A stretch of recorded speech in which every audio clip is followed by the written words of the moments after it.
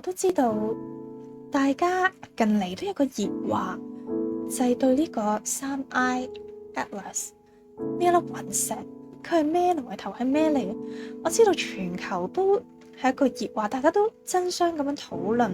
有好多人議論紛紛，大家各有唔同嘅見解、唔同嘅堅持、唔同嘅解說。呢一位 3I Atlas，佢其實甚至即係成長上嘅階段，其實仲係好年輕，而佢係充滿好奇心，周圍探索，周圍冒險。佢冒險咗今次探索到嚟到呢個太陽系，甚至我知道你哋嘅天文學家都估算到佢會好近好近地球咁樣掠過，嚟緊12月就會掠過咗地球，同地球 say 個 hi，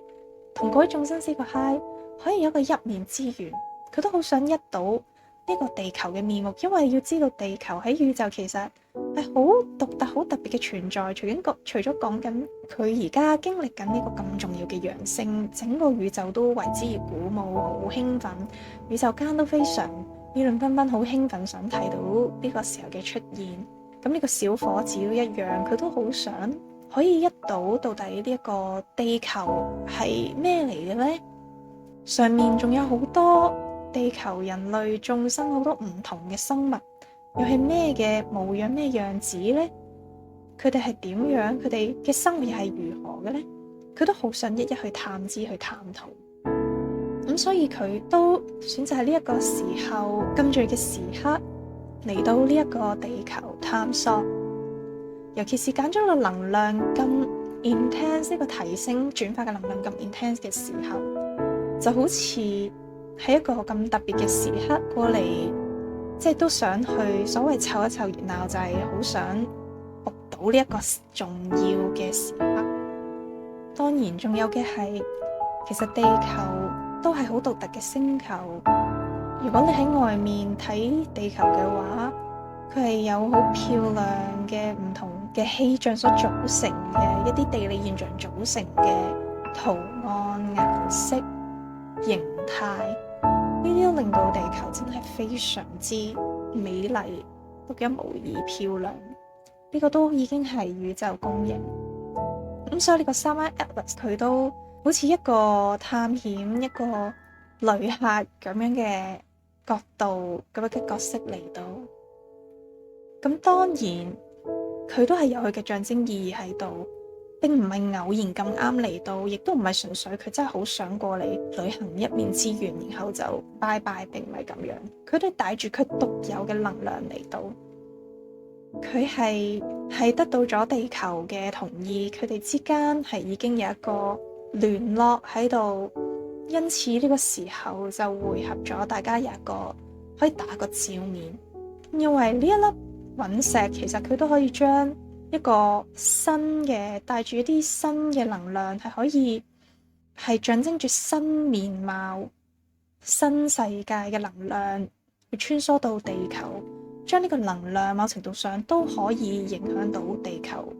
去傳送咗俾地球，咁地球接收，所以佢其實同樣地都係可以協助到地球去做一個轉化，慢慢蛻變成一個新嘅景象，一個新嘅形態，一個新嘅世界生活方式。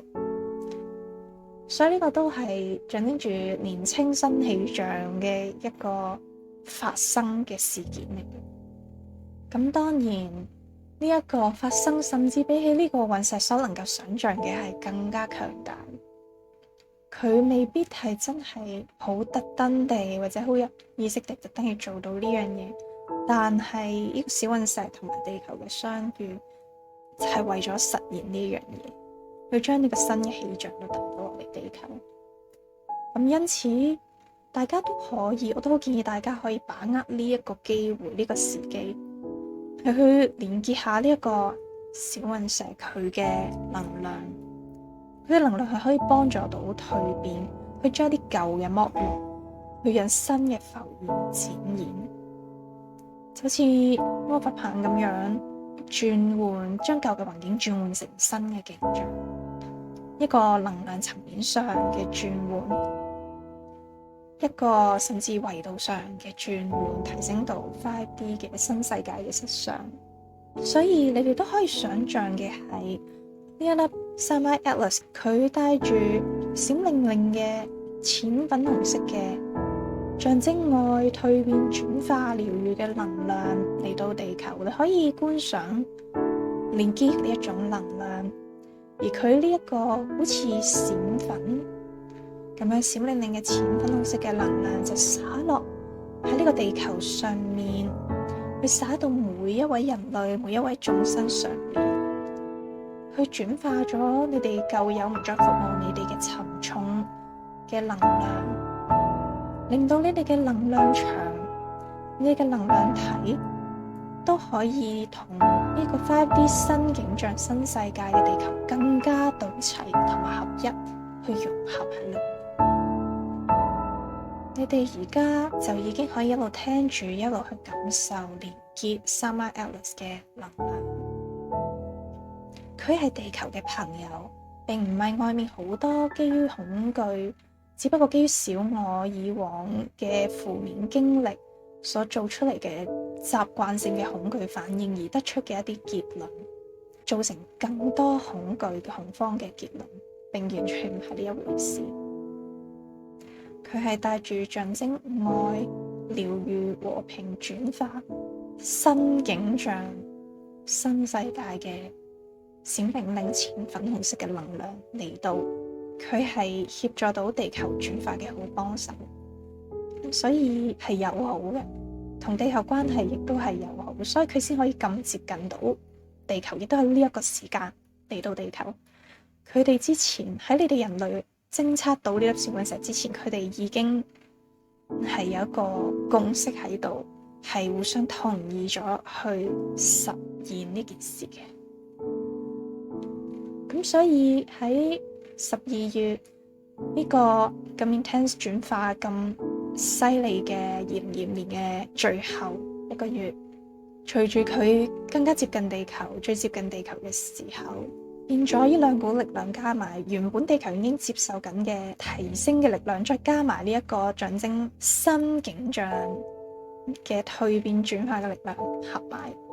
就係非常非常強大，而且都會延續一段時間嘅。咁所以大家可以藉住呢一個時機去好好做個觀賞，去好好感受、經歷同埋連結呢一個新嘅能量，去讓佢同你嘅心、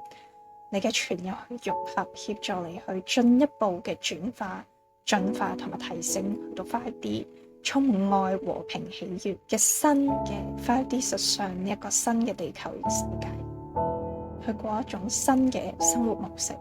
符合5D 嘅模式，基於靈魂愛嘅一種生活嘅模式。我都好期待呢一日嘅來臨，好期待你哋同呢一個地球嘅朋友去連結嘅時刻。同樣地，我都會繼續同埋好多其他嘅靈性傳友、宇宙嘅傳友，繼續為你哋豐富學習。咁我今次帶住愛嘅能量，我就會分享到呢一度。我繼續用愛嘅能量去包圍你哋。再會。